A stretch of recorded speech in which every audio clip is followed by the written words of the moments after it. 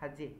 तो हम क्या बता रहे थे कि अगर ये मतलब हाँ कारक चिन्ह रहेगा ना लगा हुआ, तो आपको तुरंत पकड़ लेना है कि वो कौन सा समास है, तत्पुरुष समास। और आपको कारक चिन्ह कैसे पता चलेगा, तो उसका एक्सप्लेन करोगे ना। जैसे मतदाता बोले, तो मतदाता किसको होता है, मत को देने वाला, मत को देता है उसी को ना मतदाता कहते हैं। आप कहते हैं गिरह कट, तो गिरह कट तो नहीं समझ रहे हैं, गिरह नहीं समझते, लेकिन कट मने काटना, कट मने क्या होता है, काटना। तो लास्ट वाला अर्थ पूरा बता रहा है कि नहीं बता रहा है। दूसरी शब्दों में देखा जाता है गिरह को काटने वाला को गिरह कट कहते हैं। तो देखिए यहाँ पे आया कौन सी आया, कारक चिन्ह आया, कारक चिन्ह आया, इसका मतलब कौन समास है, तत्पुरुष समास।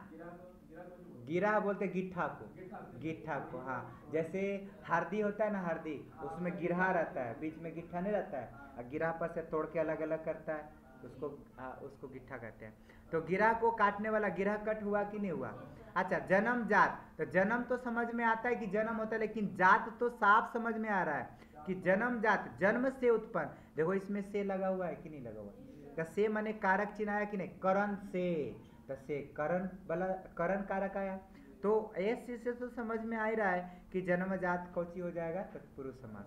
मुंह मांगा, मुंह से मांगा, मुंह मांगा किसको कहते हैं, मुंह से मांगा, तो फिर से आ रहा है कि नहीं आ रहा, तो कारक चिन्ह भी तो लगा रहता है।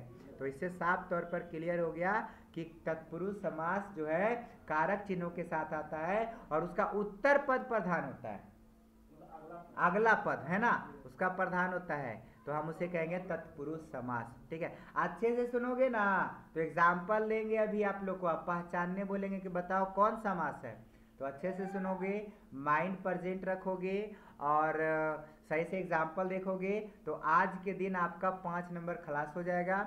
और अगर नहीं देखोगे, मोटा दिमाग वाला रखोगे, खाली बस मुड़ी एने उन्हें हिलाओगे, तो भैया 5 नंबर चल जाएगा आपके हाथ से। समझ आ रहा है, तो इस चीज़ पर ध्यान रखना। शरीर 50 किलो का रहे या न रहे, बस जो 1400 ग्राम का दिमाग है ना, वो प्रेजेंट करके रखना, और सही से बोर्ड पर देखना। ठीक है, चलो अब बात कर लेते हैं तीसरा एग्जाम्पल को। तीसरा एग्जाम्पल हो गया आपका कर्मधार है, तीसरा हो गया ना, हाँ तत्पुरुष हो गया। चौथा का नाम है कर्मधारय समास। ये तो और भी मजेदार समास है, ये तो बहुत ही इंटरेस्टेड है। कैसे, तो याद रखना, जिस समास में पूर्व पद विशेषण और उत्तर पद विशेष हो, समझ आ रही है, जिसमें पहले जो आएगा ना वो विशेषण रहेगा, और बाद वाला क्या रहेगा, विशेष रहेगा, तो उसे क्या कहेंगे, कर्मधारय समास। मतलब जिसमें पूर्व पद विशेषण होगा और उत्तर पद जो है वो विशेष से होगा, तो हम उसे कहते हैं कर्मधारय समास। बात समझ में आ गई। जैसे हम बताते हैं, जैसे हमने बोला कि एक एग्जाम्पल ले लेते हैं, क्या ले ले, ऐसा कोई एग्जाम्पल लेते हैं, रुको याद जल्दी नहीं आ रहा है, अब वो क्या बताएं, ढेर एग्जाम्पल है, एक आ जाएगा तो ढेर आ जाएगा।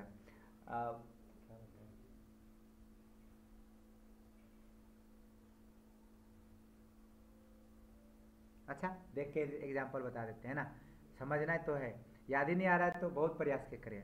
चलो हाँ देख लो, अब काली मिर्च देखो कितना आराम से दिख रहा है, काली मिर्च। अब देखो काली मिर्च की बात कर लो, तो काली मिर्च में देखिए गौर से, हम लिखते हैं यहाँ पर काली मिर्च, काली मिर्च। आप गौर से देखोगे ना तो यहाँ एक चीज दिखेगा, इसमें काली लगा हुआ है और प्लस मिर्च लगा हुआ है।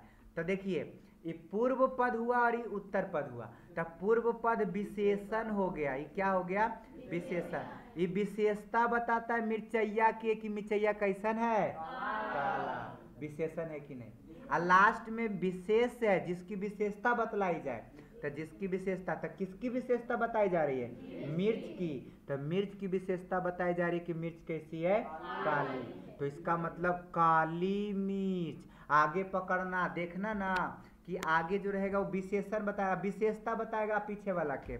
जैसे काली मिर्च, तो मिर्चैया काला है, इसका मतलब ये हुआ कि विशेषता बता रहा है। यानी जो जानते हो ये की कर रहा है, ये कर्म को धारण किया हुआ है, कर्म धारण कर रहा है, ये की कर रहा है, कर्म को धारण। पिछला वाला कर्म को धारण किया हुआ, अपने आप में कर्म धारण किया हुआ है, तो इसलिए इसको कहते हैं कर्मधारय समास। ये कौन सा समास है, कर्मधारय समास। उसके बाद नील कमल, कमल कैसा है? नीला। तो देखो तो विशेषता बता रही कि नहीं, कमल की विशेषता बता रही, कमल कैसी है? नीला। तो ये हो गया कर्मधारय समास। पीतांबर, जिसका पित्त है अंबर, यानी पित्त है जो अंबर, तब पित्त माने पीला। देखो अंबर कैसा उसका है? पीला, यानी वस्त्र कैसा है उसका? पीला, तो इसलिए इसको पीतांबर। तब फिर पीला विशेषता बताया कि नहीं? विशेषता बता रहा है। चंद्रमुखी, यानी जिसका मुख चंद्र के समान है, तो हम कहते हैं चंद्र के समान, विशेषता बता रहा है। किसका विशेषता बता रहा है? मुख का विशेषता बता रहा है कि मुख कैसा है? चंद्र के समान है। तो देखिए चंद्रमुखी कौन सा समास हो गया? कर्मधारय। ये सब अपने में वो कर्म को धारण किए हुए है कि नहीं किए हुए? उसी तरह सदगुण, गुण कैसा है? सद माने अच्छा, गुण अच्छा है तो उसको कहते हैं सदगुण। तो ये हो गया कौन सा समास? कर्मधारय समास। क्लियर हो गई? कर्मधारय समास। तो कितना आसान है कर्मधारय समास, बस आपको देखना है, और देखना अगर विशेषता बताए कर्मधारय समास डैश दिया हुआ रहे द्वंद्व समास। उसके बाद में अगर पहला पद संख्यावाचक रहे द्विगु समास हो गया। उसके बाद अगर बीच में कारक चिन्ह लगा रहेगा तो मतलब लगा नहीं रहता है, लेकिन हम देखते हैं उसको, अगर उदाहरण देखेंगे उसका अथी करके तो आ जाएगा। या फिर देखना है कि इसका उत्तर पद प्रधान रहता है, ठीक है, बाद वाला पद जो रहेगा ना वो प्रधान रहता है, तो हो गया तत्पुरुष समास। और अगर कर्म को धारण किए हुए रहता है तो कर्मधारय समास। देखो 4 समास खत्म हो गया, 2 समास और बचा। चलो भैया उसको जल्दी से देख लेते हैं। अब है अव्ययी भाव समास, ये तो और भी आसान है, ये तो उससे भी आसान है। कहोगे अव्ययी भाव समास किसे कहते हैं? तो जिस समास में पूर्व पद अव्यय हो, अव्यय जानते हो किसको कहते हैं? अव्यय जो आगे में लगा नहीं रहता है, शुरू में आगे में लगा रहेगा पर, है ना, आगे में पर, उसके बाद में बात करते हैं जैसे कि प्रीत, कुछ भी लगा रहता, कोई नहीं लगा रहेगा, इस सब लगा रहता आगे में। हम एग्जाम्पल देंगे आपको। तो आगे में जब लगा रहेगा ना अव्यय, तो समझ जाना कि कौन समास है? अव्ययी भाव। क्यों? क्योंकि भैया अभी समास से बता रहा है कि हम अवयव के साथ में आएंगे, तभी कौन समास कहलाएगा? अव्ययी भाव समास। जैसे एग्जाम्पल आपको देते हैं, फॉर एग्जाम्पल यथा संभव, देखो यथा लगा हुआ है अव्यव, यथा क्या हो गया? अव्यव। आज, अजी क्या हो गया? अव्यव। उसके बाद प्रति क्या हो गया? अव्यव। यथा अव्यव। तो सब देखो लगा रहेगा ना आगे, तो देखते ही पकड़ लेना है कि कौन सा समास है? अव्ययी भाव। सब पहचानने का तरीका है, ट्रिक है। प्रति लगा रहेगा, यथा लगा रहेगा, या प्र लगा रहेगा, कुछ भी लगा रहेगा ना आगे, अव्यय को पहचानना है। अगर अव्यय लगा रह जाएगा तो समझ जाना अव्ययी भाव समास है। क्लियर हुआ? अव्ययी भाव समास समझ में आ गई। और एक आखिरी है बहुब्रीहि। एक बार फिर से रिपीट कर लेते सबको। देखो द्वंद्व समास में क्या होती है? डैश लगा रहता है। द्विगु समास में नंबर रहेगा, संख्या रहेगा। तत्पुरुष समास में कारक चिन्ह रहेगा, है ना। उसके बाद बहुब्रीहि समास में क्या रहता है जी? तो पढ़े भी नहीं किए हैं। उसके बाद अव्ययी भाव समास में क्या रहता है? तो अवयव लगा रहता है, आगे अवयव लगा रहता है ना। कर्मधारय समास में क्या रहता है? तो विशेषण रहता है, विशेषता बताता है। कितना आसान है समास, है कि नहीं है? चलो बहुब्रीहि समास को देख लेते हैं। तो याद रखना, जिस समास में दोनों पदों का मध्यम से एक तीसरा अर्थ निकलेगा तो हम उसे क्या कहेंगे? बहुब्रीहि समास। कैसे बहुब्रीहि इसको बोलते हैं? तो आओ इसको ट्रिक, इसको भी समझाते हैं आपको ऐसे। जैसे में जो बहू आती है तो ये तीसरा आदमी है कि नहीं है?